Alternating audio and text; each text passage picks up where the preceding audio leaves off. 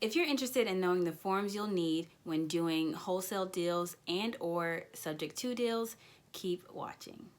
Hey, what's up? Welcome to my channel if you're new. Welcome back if you're true. I'm Dara, real estate investor, entrepreneur, and consultant out of Atlanta, Georgia. And this video is in response to a question that I got from one of my subscribers in one of my comments. And the question was asking if I can do a video on the forms that a newbie investor would need when doing wholesale deals and specifically subject to deals. So never fear, this video is here. So just to start out with the first part of that question, the forms that a newbie investor would need when doing wholesale deals. So when it comes to the time when you cross that bridge and you finally got a lead, a warm lead that you're ready to put under contract, you will need a purchase and sell agreement. So a purchase and sell agreement for the seller is quite different, very much different than a purchase and sell agreement that you would use for a buyer if you were doing a double close. So let's take it one step at a time. You see a house, you see the seller is motivated to sell, you guys agree on the terms and price, and now it's time to lock it up and put it in ink and writing. So you need a purchase and sell agreement. And in that purchase and sell agreement, certain clauses that you want to make sure you have stated include your name as the buyer or your entity's name as the buyer and or assigns.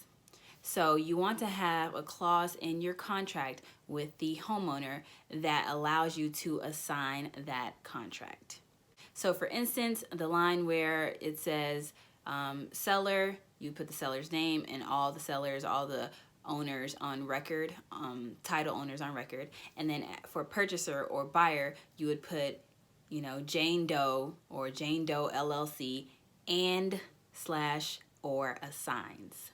And any other clause that you want to have in your agreement with the seller is really up to you. The terms are negotiable, so you can decide, how long you'll have for due diligence. You'll decide whether you want to put earnest money or not. So every other term is really up to you, but the main thing that you want to make sure is that the contract is assignable. Another clause you want to have in your agreement with the seller is an out clause. So an out clause gives you a way out of the deal if, for instance, you can't find a buyer. If, for instance, you put down earnest money and want to recoup that earnest money in the event that you cannot find a buyer.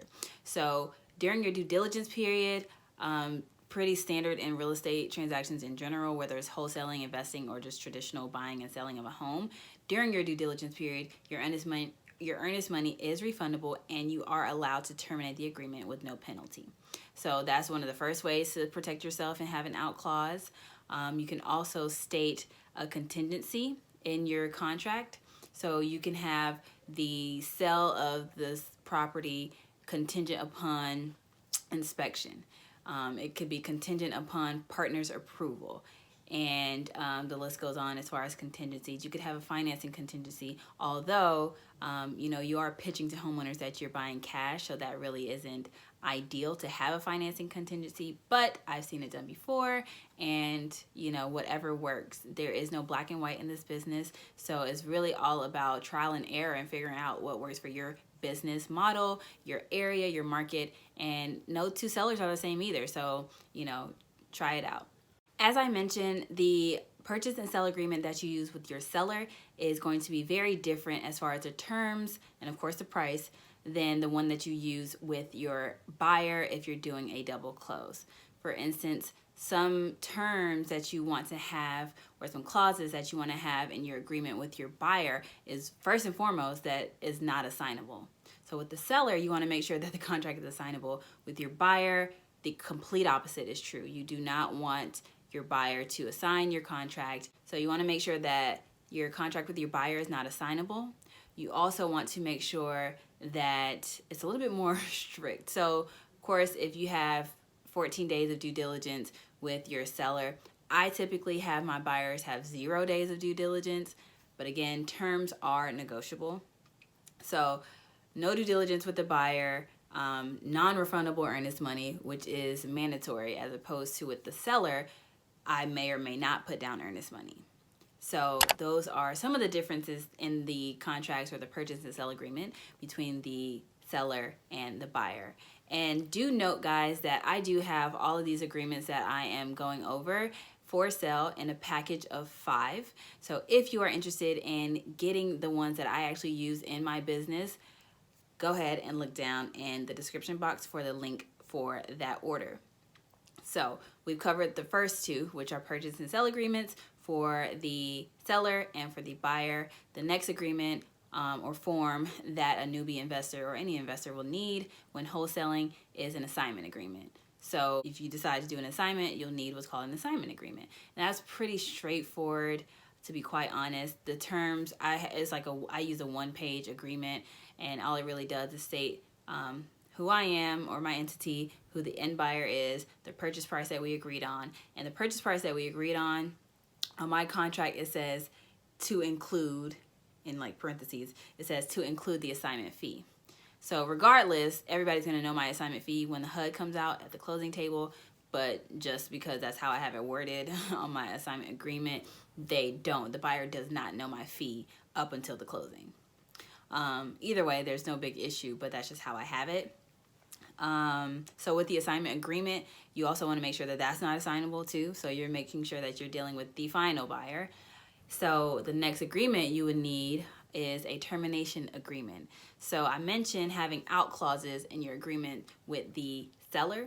So in order to really cancel a deal, of course, the purchase and sale agreement will have an expiration date and things like that.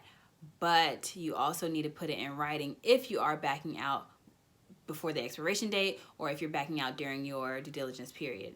So termination agreement is also a very simple document that just states all the parties involved, states the current date and a reason for backing out of the deal, and then everybody signs off and dates, and we're good to go to terminate that agreement. So that is also included in the package that I have of 5 contracts. You'll also need a joint venture agreement. So a joint venture agreement or a co-wholesale agreement or a finder's fee agreement is just an agreement, again, very simple 1-pager between you and another wholesaler. So depending whether you are the wholesaler that has the buyer or the wholesaler that has the seller, whenever you two come and meet to get a transaction done, you specify which one you are, which party you are, and then you also specify which party is paying who and how much. So for instance, if you are a wholesaler that has a deal under contract with the owner and you find another wholesaler who has a cash buyer, your agreement, you would be person A, your entity is person A, agrees to pay person B, this other wholesaler's entity, $5,000 for bringing a buyer for 123 Main Street. And everybody agrees on that. So with my joint venture agreements, it has a dollar amount rather than a percentage, just because it's cleaner and I don't want anybody to have to do any kind of, crazy math. So I put a dollar amount. So person A agrees to pay person B $5,000, $2,500, whatever that case may be. Everyone signs and dates and sends it off to the closing attorney or title company, depending on the type of state that you are in. So those are pretty much the 5 agreements or forms or contracts, whatever you want to call it, that you'll need when investing or wholesaling. So again, that's 2 purchase and sell agreements, 1 with the seller, 1 with the buyer for double closes, an assignment agreement, a joint venture agreement, and a termination agreement. And again, guys, all 5 of those are available for purchase from me down below. Check the link out in the description box. And now on to the forms that you will need for subject to deals. So you will need pretty much similar forms, but before you even get under contract, the most important form that you're going to need is called a third-party authorization form, also known as an authorization to release loan information form, also known as an authorization to release information form. So this form can be found from most all banks and mortgage lenders. Should have their own form for you to fill out or for the seller to fill out. And if not, you can get a generic one. And pretty much all the information that you will need on that third-party authorization form or the authorization to release loan information form is definitely you're going to need the seller's name, the borrower's name. You're going to need to know the loan number, the property address. In most cases, you will need the borrower, which is typically the seller. You'll need their social security number, sometimes just the last 4 digits of their social security number. A lot of banks and lenders want to know the relationship between the borrower and you and your entity. So are you a real estate agent? Are you an investment company? Who are you? What third party are you that they're going to authorize releasing some of the loan information? And the list goes on. Like I said, different banks have their different forms and require whatever information they may need. But that's pretty much the basics. You're going to need to know the borrower's number, loan number, their name, the property address, and their social security number, as well as the relationship between you all. So typically banks and mortgage lenders want you to fax over that information. So that's something that the seller can fill out because they know all the information, and then they could fax it, or you could have them send it to you for you to fax it so that you know for a fact that it got to the lender. Once you do that, you call them up, say, hey, I'm calling on behalf of so-and-so in regards to this loan for this property, and I'd like to know the balance. I'd like to know the interest rate. I'd like to know the payoff amount and how much is owed, the PITI. So this is what you want to know from the lender, and they obviously have to verify that you are the third party who got the authorization for that information. So that's really very key. One of the first things that you need to do a subject to deal, because you're now having documentation that beats the conversation. So a lot of sellers may tell you, this is how much I owe, this is how much I pay a month, but you never really know until you get that information directly from the horse's mouth, directly from the lender. So once you get that information, if it all checks out and it's still a good deal to you, then you can move on with the purchase and sell agreement with the seller.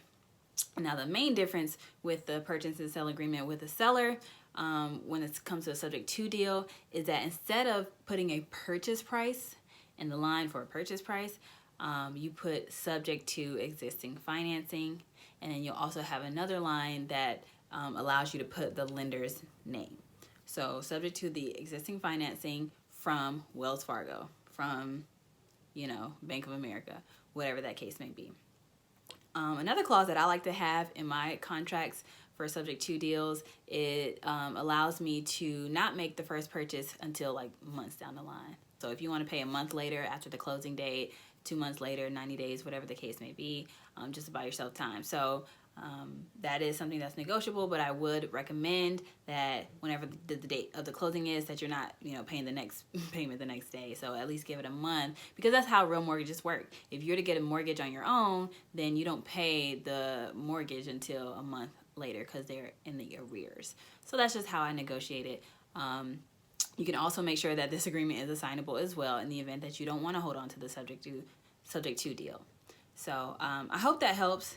And again, you guys can find the links to all these contracts below. So there it is. That is pretty much it as far as the forms that you would need to do wholesale deals as well as subject to transactions. I hope that you found value from this video. If you did, go ahead and give me a thumbs up. It really does help me. Also, subscribe to my channel if you haven't already. Share this video, because if one person had this question, I know others did as well. So share this video and leave a comment below on any other topics that you would like to see me cover, and any other questions you may have regarding this specific topic. Go ahead and comment below. And I thank you guys again for watching, and I will see you in the next one.